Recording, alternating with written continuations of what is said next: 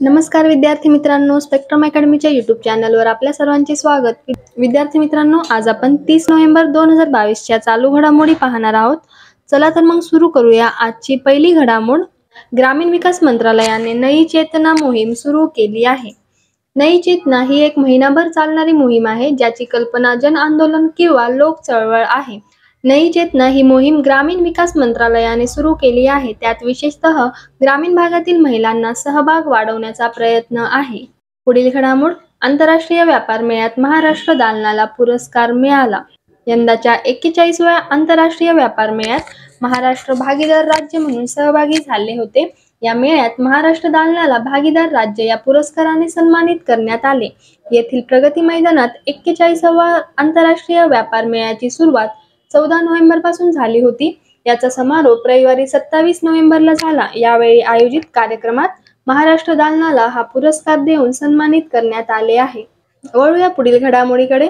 ओडिशा सरकारने ॲनिमिया निर्मूलन कार्यक्रम अंमलात सुरू केला. ओडिशातील महिला आणि मुलांमधील ॲनिमिया समस्येचे संपूर्ण निर्मूलन सुनिश्चित करण्यासाठी मुख्यमंत्री नवीन पटनायक यांनी राज्यात अंमलात ॲनिमिया मुक्त लाख अभियान सुरू केले आहे. राज्याने लक्षित गटांमधील अशक्तपणा कमी करण्यासाठी एक बहुआयामी दृष्टिकोन तयार केला आहे. हा कार्यक्रम राज्यभरातील 55,000 सरकारी आणि सरकारी अनुदानित शाळा आणि 74,000 अंगणवाडी केंद्रांमध्ये राबवण्यात येणार आहे.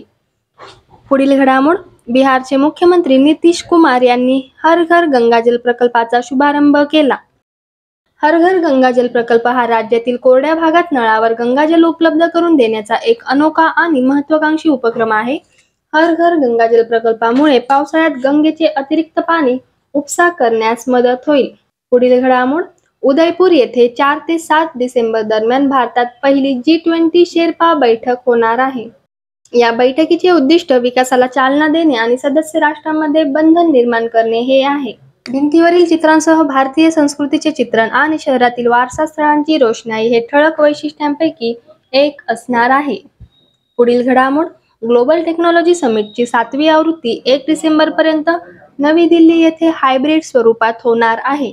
ग्लोबल टेक्नॉलॉजी समिट ही भारताची जिओ टेक्नॉलॉजीवरील वार्षिक फ्लॅगशिप इव्हेंट आहे आणि परराष्ट्र मंत्रालय आणि कार्नेगी इंडियाद्वारे सह-होस्ट केले जाते.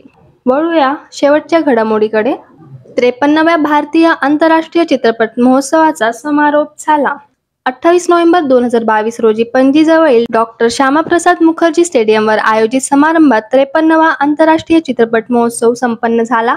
भारतीय आंतरराष्ट्रीय चित्रपट महोत्सवाच्या 53व्या आवृत्तीचा समारोप स्पॅनिश चित्रपटाने झाला.